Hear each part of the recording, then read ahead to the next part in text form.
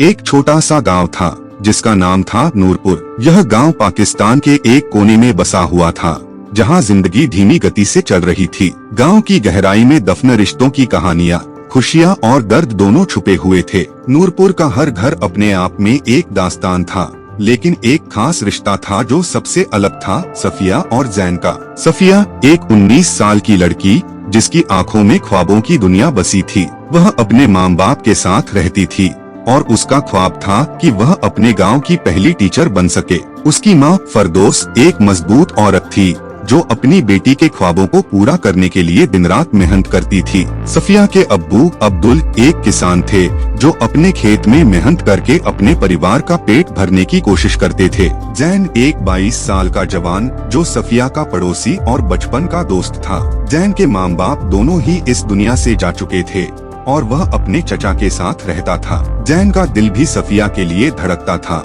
लेकिन वह अपने एहसास को छुपाकर रखता था क्योंकि वह जानता था कि सफिया के ख्वाब उससे भी बड़े थे। एक दिन गांव में एक नया मौलवी आया जिसका नाम था मौलवी साहब। वह गांव वालों को दीन की तालीम देते थे, लेकिन उनकी सोच बहुत संकीर्ण थी। उन्होंने सफिया को स्कूल जाने से रोकने की कोशिश की और कहा कि औरत का काम घर संभालना है, पढ़ाई नहीं। सफिया के माँ बाप ने उनकी बात मान ली, लेकिन सफिया का दिल नहीं माना। उसने चुपके से जैन से मदद मांगी। जैन ने सफिया का साथ दिया और दोनों ने मिलकर एक रात को गांव से बाहर निकलने का फैसला किया। वह एक दूसरे के लिए अपनी जिंदगी की सबसे बड़ी कुर्बानी देने को तैयार थे।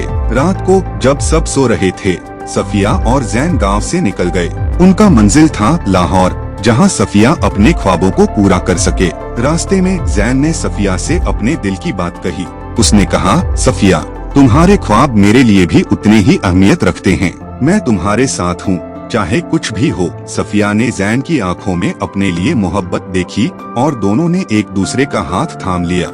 लाहौर पहुंचकर सफिया ने अपनी पढ़ाई शुरू की और जैन ने एक छोटी सी दुकान में काम करना शुरू किया। दोनों ने अपनी जिंदगी में नए ख्वाब बनाए, लेकिन उनका दिल हमेशा नूरपुर में ही रहता था। एक दिन उन्होंने सुना कि मौलवी साहब गांव छोड़कर चले गए हैं और अब गांव वालों की सोच बदल रही है। सफिया और जैन ने फैसला किया कि वह अपने गाँव वापस जाएंगे और अपने रिश्ते को अपने परिवार के साथ मनवाएंगे। नूरपुर लौटकर उन्होंने देखा कि गांव वालों ने उन्हें अपना लिया है। सफिया की मां ने उसे गले लगा लिया और उसके अब्बू ने उसके ख्वाबों को समझा। जैन के चचा ने भी उसे माफ कर दिया और दोनों का रिश्ता मान लिया। आखिर में सफिया और जैन ने अपनी जिंदगी एक साथ शुरू की। सफिया अपने गांव की पहली टीचर बनी और जैन ने अपने खेत को बेहतर बनाया। उन्होंने अपने रिश्ते की गहराई को समझा और अपनी जिंदगी में खुशियाँ भर ली। नूरपुर का यह गाँव अब भी एक दास्तान सुनाता है, एक ऐसी दास्तान जिसमें मोहब्बत, ख्वाब और रिश्तों की गहराई छुपी हुई है। सफिया और जैन का रिश्ता अब भी गांव वालों के दिलों में जिंदा है और वह हमेशा के लिए एक मिसाल बन गए हैं